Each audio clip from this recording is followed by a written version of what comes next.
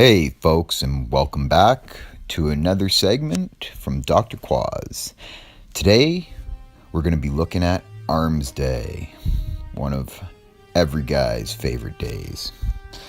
To start today, what I did was we started with some close grip, easy bar curls.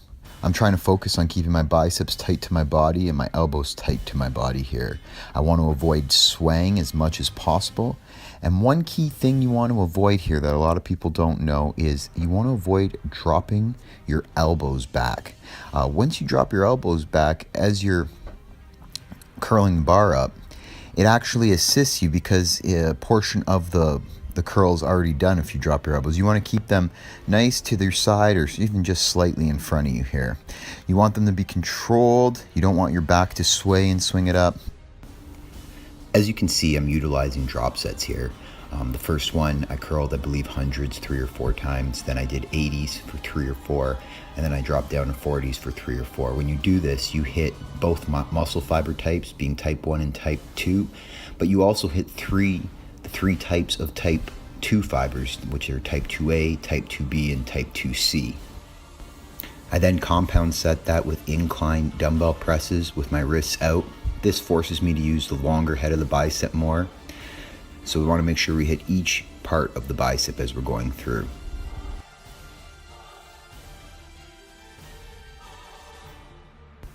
I did one warm-up set and followed that with 3 to 4 working sets before I went over to triceps. Here, as usual, we're starting with cable, rope, tricep extensions. The reason why I stick with this exercise is because skull crushers and lying down tricep extensions really hurt my elbows and will lead to tendonitis with me, so I have to take that into consideration. Today I compound or superset the tricep extensions with reverse grip, close grip bench press. This is a newer exercise for me. I wanted to try out. I really liked. And I compound set that with regular close grip bench press. Once I completed 3 to 4 working sets of these exercises, I strapped on my restricted blood flow bands and I went through my restricted blood flow training segment. As I've said before, or if you follow me on Snapchat, restricted blood flow training I do promote. It does not replace any of your workout. It's simply a supplement to your workout. I use it for both biceps and triceps. So the exercises that I performed were pretty much the same ones. I went with standing tricep extension, close grip bench press, and then standing tricep press downs. You just have to go lighter weight, sometimes as little as 50% of your working weight, and you increase your reps from whatever they normally are to 15 to 20, and if you can push yourself 25, that's great. Here you can see the restricted blood flow bands. Now the theory is that by keeping those on, it prevents or slightly restricts the venous return to the heart, which therefore traps the metabolites that are produced during exercise in the muscle. And clinical studies indicate that the trapping of those metabolites in the muscle stresses the muscle and for some reason forces it to grow. Not only does the biceps receive benefit from this, but the triceps and shoulders will also receive benefit from this as well, the theory is.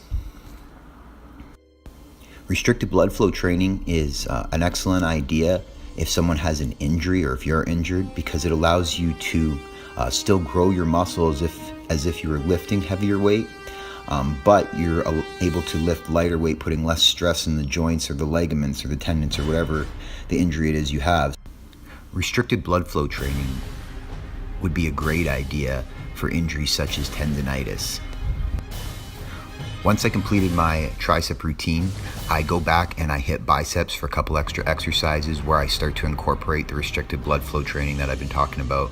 I start with hammer curls, and I compound set that with spider curls. Today I switched it up. Last week I used dumbbells, so this week I used a barbell to do the curls. Personally, I am suffering from tendonitis to the right elbow right now and a strain of one of my forearm muscles, so restricted blood flow training really helps me to be able to really hit my biceps hard without overworking my elbow. But let me tell you, at the end of the day, I'm still pretty sore.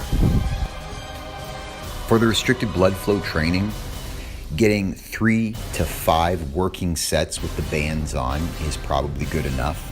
Some people choose to take off the bands between sets. I don't. I want to trap those metabolites in. It does cause a little bit more discomfort, but at the end of the day, I believe it's worth it. Well, folks, until next time, no excuses, just gains.